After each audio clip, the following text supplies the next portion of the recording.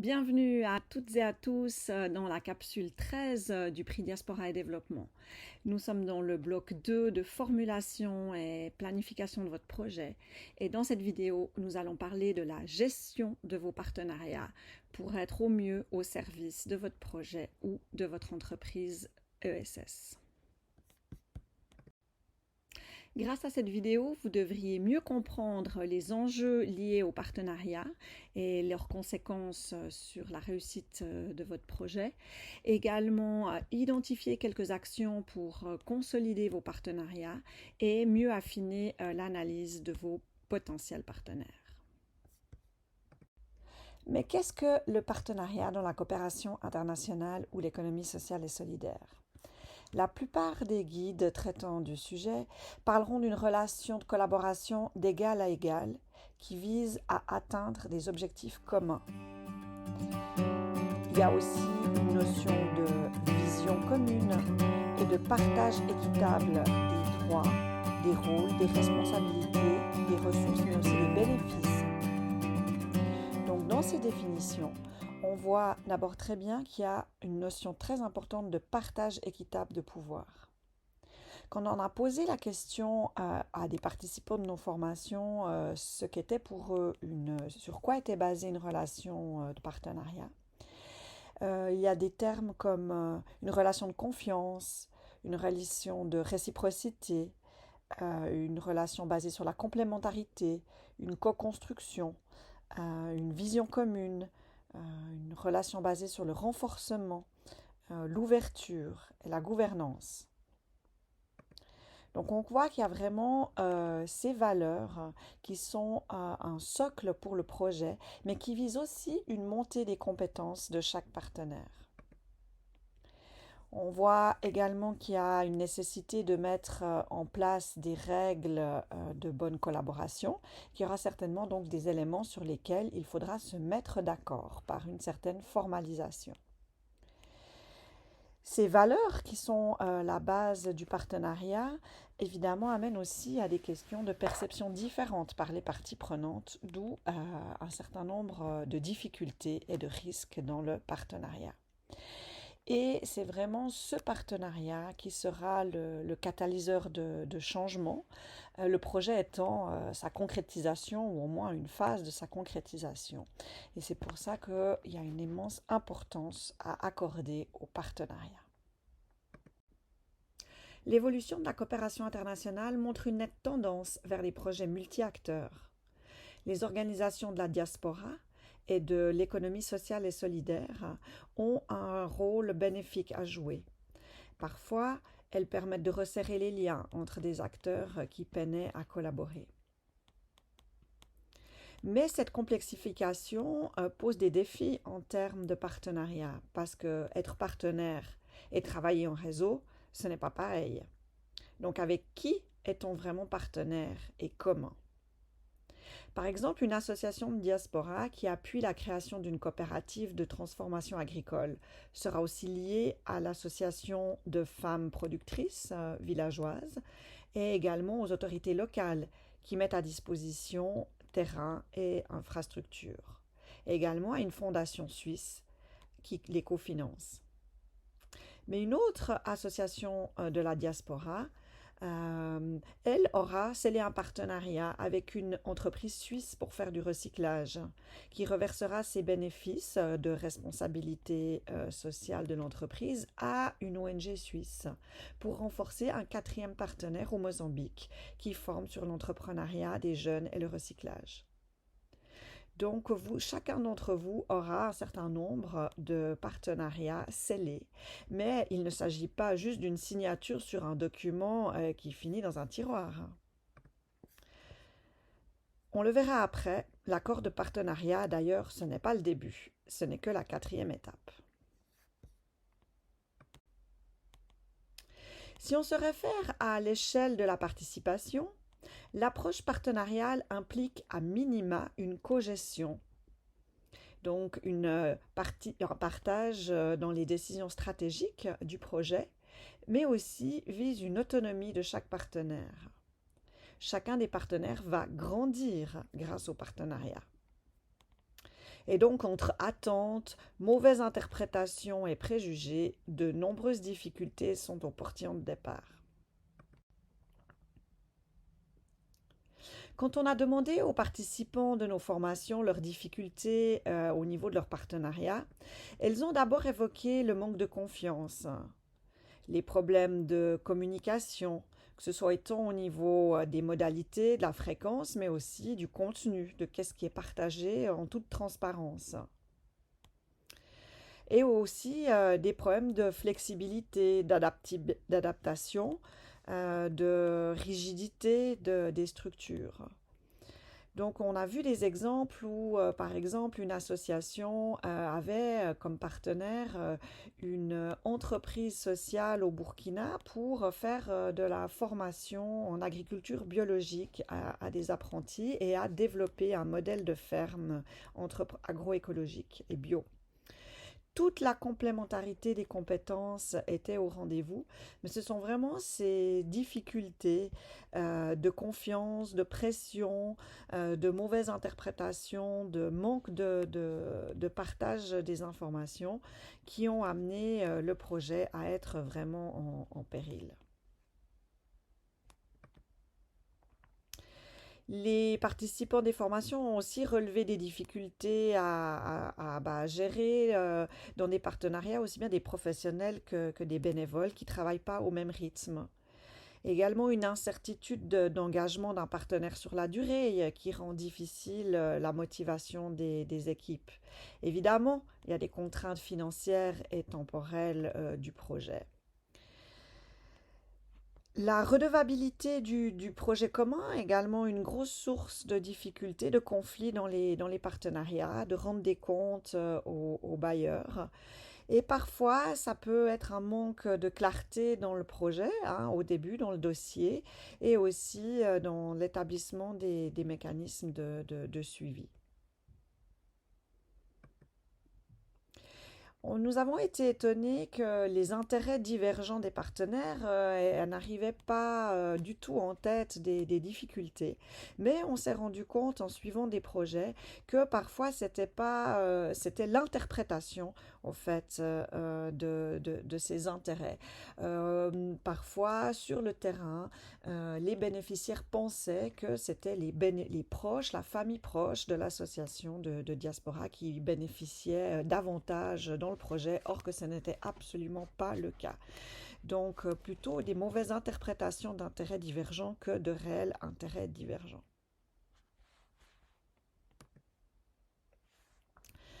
L'association Le Grade a également beaucoup analysé et capitalisé, mis à disposition des documents sur la question centrale de la durée du partenariat.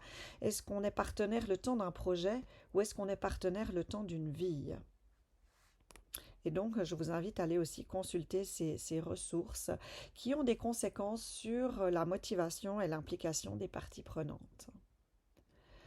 Et oui, pour créer du changement, il faut parfois réfléchir au-delà d'un dossier de projet qui dure 1, 2 ou 3 ans. Alors, il est important de se situer dans le cycle du partenariat pour adopter les bonnes pratiques à chacune des 8 étapes. Tout d'abord, dans la phase de préparation du partenariat, il y a 2 étapes d'identification de ses propres besoins et de potentiels partenaires qui puissent amener de la complémentarité, d'élaborer une stratégie partenariale pour tirer le meilleur parti des partenaires. Ensuite, dans la phase de démarrage, il y a un moment important pour mieux se connaître, de valider les objectifs et de formaliser le partenariat. Dans la phase de mise en œuvre du partenariat, il s'agira de nourrir celui-ci en adoptant des bonnes modalités de fonctionnement et d'adopter des stratégies de renforcement des capacités de chaque partenaire et de suivi régulier.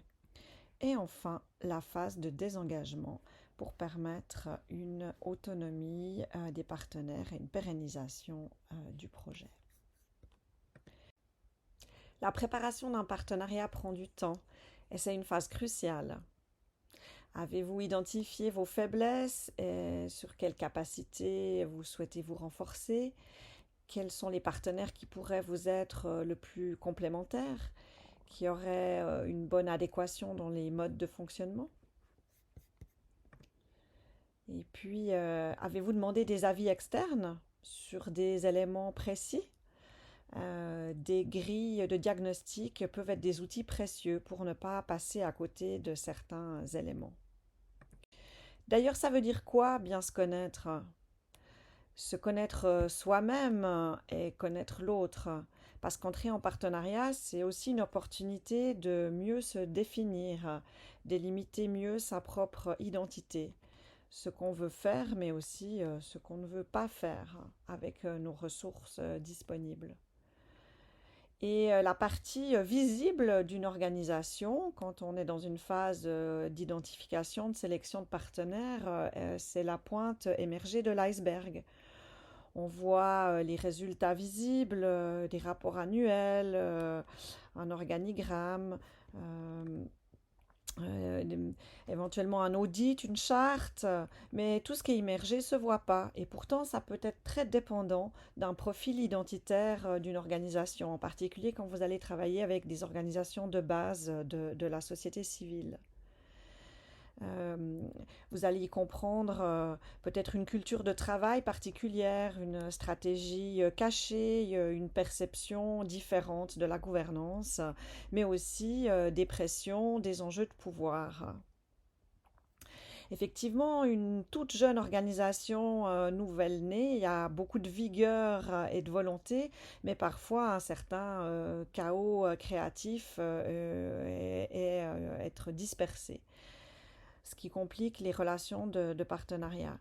Des organisations pionnières qui peuvent être très visionnaires dans une certaine thématique spécifique sont extrêmement portées sur l'action, mais peuvent avoir aussi des dépendances envers des pionniers très charismatiques et puis peut-être beaucoup d'informels, un manque de relève.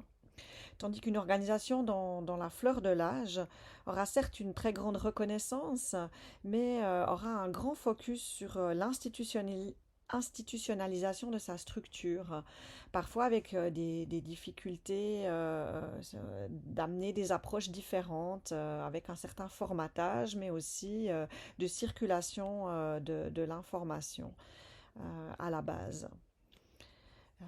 Une organisation historique tournée vers une gloire passée aura peut-être des difficultés à des changements de façon de pratiquer.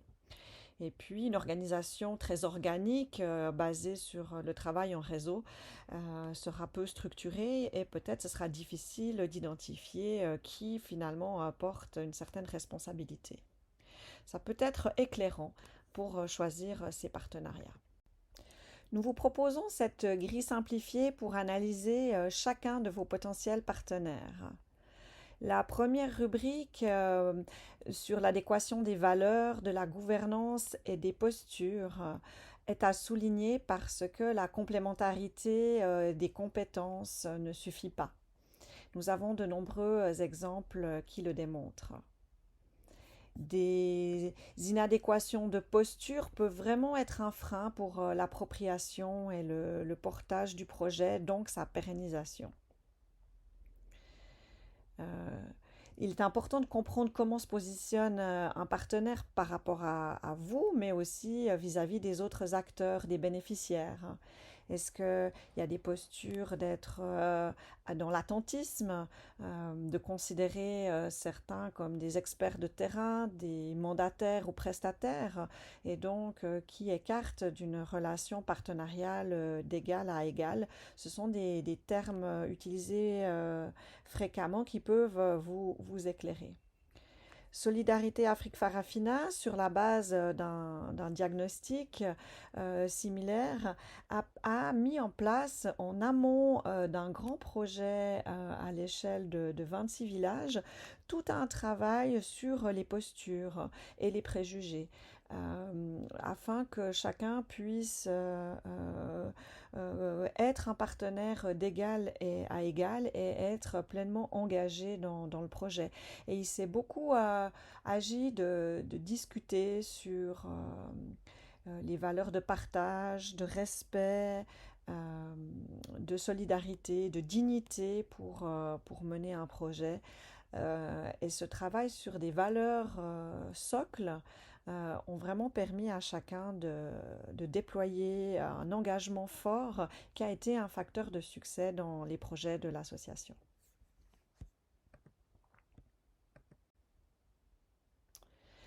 La phase de démarrage est également une phase cruciale.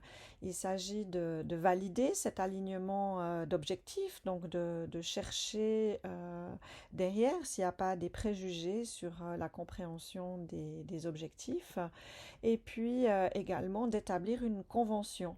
Et dans cette convention, il est important qu'il y ait justement les visions partagées, la répartition très précise des rôles et des tâches, mais également les modalités de suivi et de redevabilité du projet, et également les objectifs de chacun en termes de renforcement de capacité. Dans certains pays, il est utile de notarier cette convention. Ensuite, la phase de mise en œuvre du projet. Il est important dès le début de bien prévoir des canaux de communication formels et qui correspondent aux attentes des uns et des autres par rapport à leur temporalité. S'il y a des organisations paysannes ou avec des bénévoles et un partenaire structurel avec des personnes à temps partiel dans un autre pays, eh bien, ça peut engendrer des difficultés de trouver les bons modes de fonctionnement.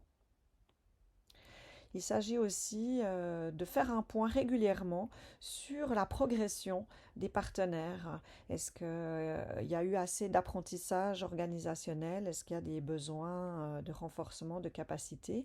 Et quel temps on prend pour évaluer régulièrement le partenariat au-delà d'analyser les résultats du projet? Nous vous montrerons un outil dans la prochaine capsule. Il y a un moment où vous allez vous retirer du partenariat.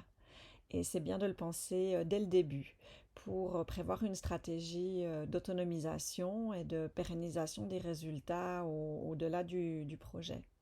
Ça peut se passer sur plusieurs années, par exemple en introduisant des mécanismes de renforcement de capacité ou également de financement propre ou de reprise complètement par un des partenaires, par exemple par l'État.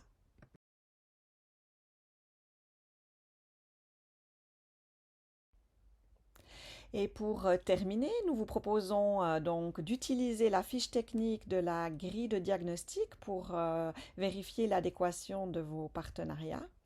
Et réfléchissez à ce qui vous paraît essentiel comme valeur, comme mode de fonctionnement propre à votre organisation.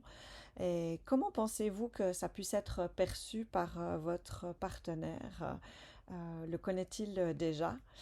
Euh, Et une autre question, qu'avez-vous déjà formalisé dans vos projets actuels? Avez-vous déjà mis en place des conventions de partenariat? Pour aller plus loin, nous avons référencé deux guides importants, très complets sur les partenariats dans la coopération au développement de Coordination Sud. Vous aurez donc dedans des exemples de modèles de conventions ou de contrats de projet, et également les repères et outils pour des partenariats durables et solidaires de la coopération luxembourgeoise qui ont de nombreux outils plus détaillés. Nous vous renvoyons également vers la page des partenariats durables de la FEDEVACO. Vous avez des liens vers des ressources complémentaires. Nous vous retrouvons. Je vous donne rendez-vous dans la prochaine capsule qui va détailler un outil pour évaluer régulièrement la qualité de son partenariat. À vous de jouer maintenant et n'hésitez pas à me contacter si vous avez des questions en lien avec la thématique des partenariats.